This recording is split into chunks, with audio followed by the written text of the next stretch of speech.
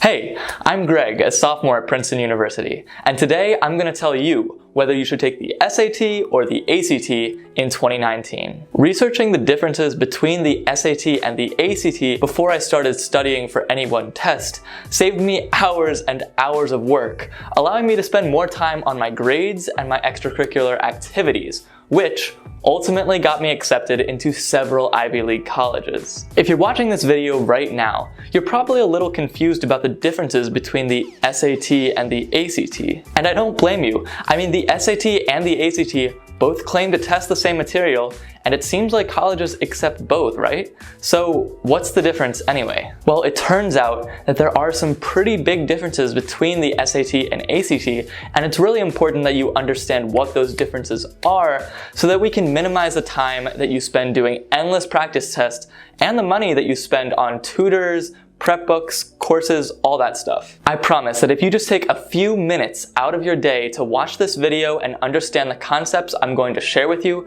you could save yourself a whole lot of stress while also maximizing your standardized test scores. So if I were you, I would start paying attention. So before I get into the differences between the SAT and the ACT, I want to just tell you this.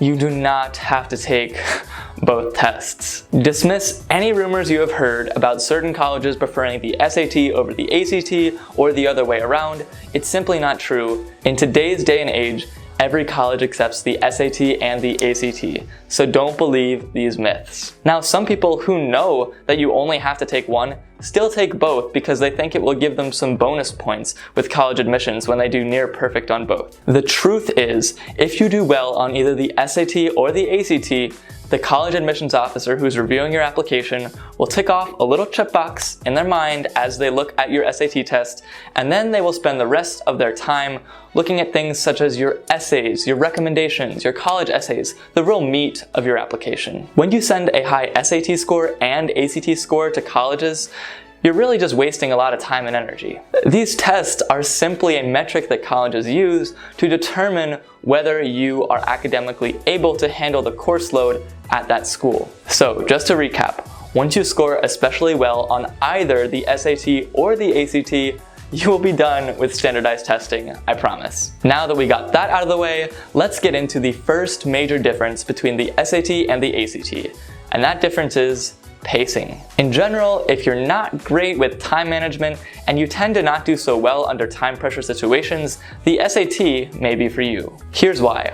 On every SAT section, except for the writing section, you get somewhere between 60 and 90 seconds to answer each question. On the ACT, by comparison, you only get 36 to 60 seconds to answer every question for every section. So while the tests are approximately the same length, the ACT fits way more questions into that time span. Now, while time management isn't the only thing to consider when you're deciding whether to take the SAT or ACT, it can really make or break your score. So if you really struggle with time management, I would definitely recommend that you take the SAT. If you're liking this video so far, you are in luck because YouTube has this awesome feature called the like button. If you really like this video, why wouldn't you want me to know that you like it? So go down below this video, hit that like button for me. And if you're interested in looking at future videos, I do college admissions videos every single week. I put out a bunch of free content for you guys, and if you hit subscribe, you'll be notified whenever I post a new video. So go ahead and do that. And as a thank you for all the support this channel has gotten in the last few weeks, I have created a complete college application checklist, which includes everything that you need to keep in mind for college, all the way from the beginning of your freshman year to the end of your senior year. It's over 10 pages of college admissions tips and content. How could you not love it? Go to the link in the description right now and sign up for my email newsletter to get this free PDF sent straight to you. With that, let's get into a few other factors that you want to consider when you're deciding whether to study for the SAT or the ACT. Next up is the content and the weight of the math section. The first big thing to note is that on the SAT, your math score is worth half of your total score, whereas on the ACT, it's only worth 1/4. But don't let that fool you. The ACT actually tests a lot more advanced math topics than the SAT does. For example, the ACT tests matrices, logarithms, and trigonometry, none of which appear on the SAT ever. However, the ACT math questions, though they are a little more advanced in terms of the topics they cover, are very straightforward, and a lot of these questions you can sort of just plug and chug after memorizing a formula. On the other hand, SAT math questions are quite unlike anything you've seen in your math classes. This is why the SAT provides a math formula sheet at the beginning of the math section, whereas the ACT does not. So if you're very comfortable with high-level math topics and are able to compute solutions quickly, I would highly recommend that you take the ACT. On the other hand, if you have a very logical mind and you have a knack for solving riddles, or if you just haven't taken a lot of those more advanced math classes in your high school yet, the SAT might be a better fit for you. By the way, no matter what test you end up taking, I've included a bunch of helpful resources and prep books in this video's description, so go check them out. I have a section for the ACT and for the SAT. The next glaring difference between the ACT and the SAT is that the ACT has a dedicated science section, whereas the SAT does not. However, this actually doesn't matter all that much, and there are two reasons for this. First off, the ACT science section is basically like a reading part 2 or like a reading with graphs section. You are not asked explicitly about content that you've learned in your biology, chemistry, physics classes.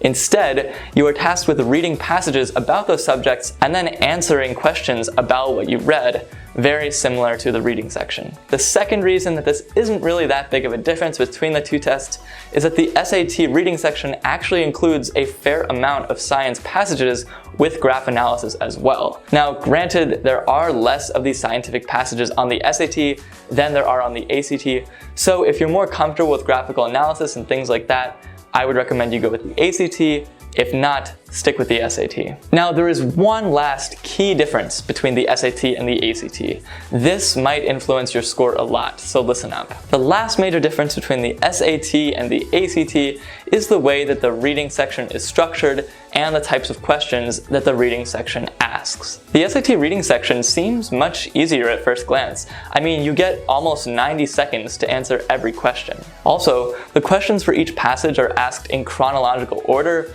whereas on the ACT they're sort of randomized. And lastly, there are a lot of evidence-based questions, so it seems like you can sort of just look in the passage and find the right answer right there. But like I said in my SAT reading tips video, which is right here, I'll link it here.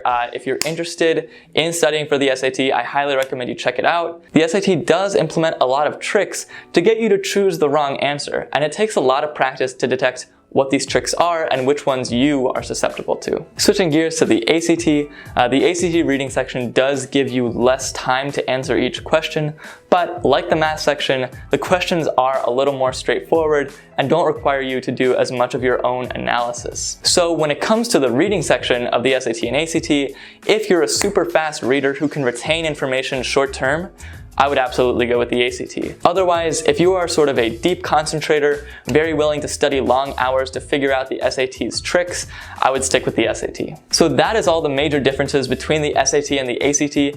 If you are still confused about which test to take, my only recommendation for you would be to take a practice test of both tests without doing any prior preparation for either. Will it take a few extra hours? Yes. Will it potentially ruin a whole weekend? Absolutely. But is it worth it? Also, absolutely. You're gonna save so much time if you go to the test that is more suited to your own strengths. So I highly recommend you do that if you're not completely sure after watching this video which test is best for you. If you wanna know the self-studying strategies or the books that I use to study for both the SAT and the ACT, they're all gonna pop up on the screen right now. So go check out any one of these videos, all of these videos. I highly recommend them. I put a lot of work into each and every one of them. And please hit that subscribe button if you want to see more videos. Comment what you want to see down below. I'm always amenable to new ideas. I'm looking for new things to talk about in my videos. So I'll try to respond to your comments. Let me know what you think, and I'll see you next week.